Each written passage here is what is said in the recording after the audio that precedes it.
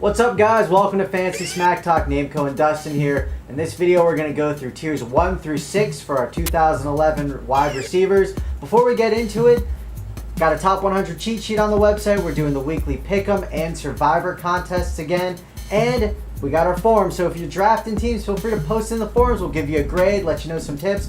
But right now, let's make sure you draft a great team. Dustin, hit them with the wide receivers.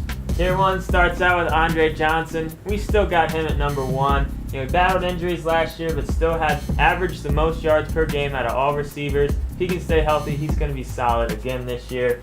Number 2, we got Calvin Johnson. He proved again it doesn't matter who throws him the ball. He's going to be productive. If Stafford stays healthy, look for those two to hook up a lot this year. Number 3, Roddy White. We do think he takes a small decline with Julio Jones out there, but we really don't think it's going to impact him that much. He's still a top-tier receiver. And the last guy in this tier is HAKEEM.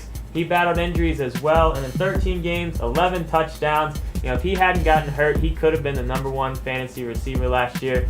Big upside here. At number 5, we got Mike Wallace. We actually love this guy. When Big Ben came back, his numbers really skyrocketed. Young guy, all the upside. We think he's going to be great this year.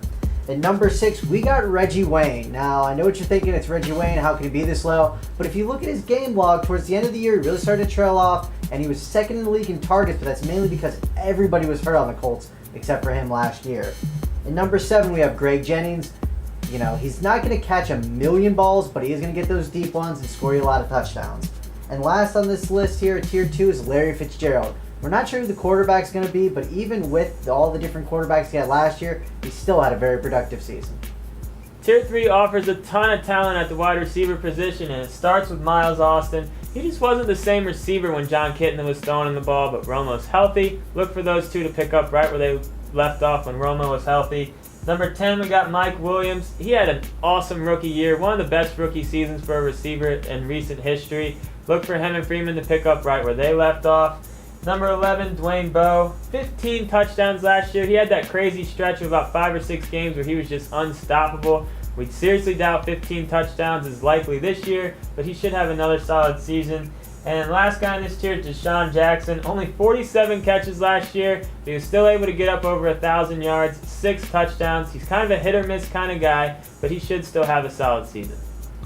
Tier 4 starts off with Brandon Marshall. He had 86 catches, which tied him for 5th among receivers, and he only played in 14 games. Next on the list, we have Vincent Jackson. We might have him a little bit lower than some other experts. The reason is he's never really had elite wide receiver numbers during his career. He's had very good, just never elite.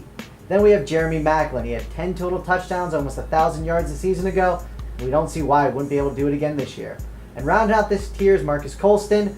Colston's been one of the most consistent wide receivers during his professional career. You're almost guaranteed 1,000 yards, 7 touchdowns out of him. The issue is, and most Saint receivers, it's always a hit or miss each week, it seems. First guy in tier 5, Stevie Johnson, one of the biggest surprises from last year. Over 1,000 yards, 10 touchdowns. He and Fitzpatrick had nice chemistry. No reason to think he can't do it again. Next guy, number 18, BRYANT, was really starting to play well before his injury last year, but he's healthy. Romo's healthy. That whole offense seems to be healthy, and they should have no problem putting up points this year. Moving on, at number 19, we got WELKER. Last year his targets were down. Didn't quite have that reception total that he normally has, but he should be 100% healthy now. Tom Brady loves WELKER, obviously, trusts him the most out of any of his receivers. Hopefully WELKER can have a bounce-back year. Kenny Britt at number 20. He's a very talented wide receiver. The problem is just his quarterback issues.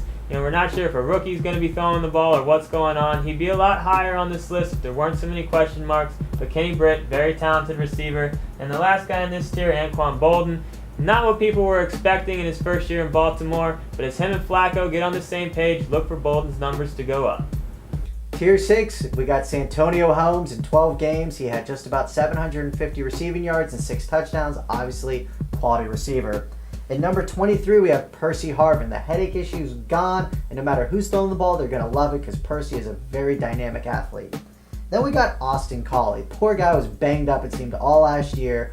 And when he was healthy, he was on pace to be actually a top 5 receiver. It's questionable if him or Garcon's going to get the start, but based on his numbers, we think it has to be Collie. Then we got Brandon Lloyd at number 25. Yes, Brandon Lloyd that had over 1,450 yards. Brandon Lloyd that had 11 touchdowns at number 25. And here's why. We just don't see him doing it again. His career averages prior to this, and that's 7 years of career averages, was 350 yards below that a year and about 2 touchdowns a year. Again, we just don't see him doing it. Not behind Brandon Lloyd. And at number 26 is Michael Crabtree. Kid's got all the talent in the world. You know, he's year 1, he held out, which hurt him. Year 2, quarterback issues. We think this might be the year he figures it out, but he has to be ranked here based on his talent alone. Now that's just half of the rankings for the wide receivers. Be sure to check out the other video along with all their other tiers and rankings. Get into those forums. It's football time. Let's start chatting. I'm Dustin. This is Namco. Get in those games too.